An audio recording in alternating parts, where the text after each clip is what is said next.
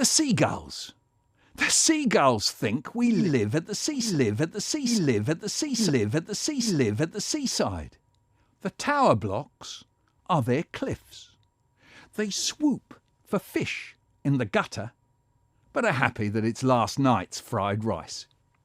They stand about, screaming on the pavement beach, and ride the sea breezes, pumped out by the cinema air conditioning.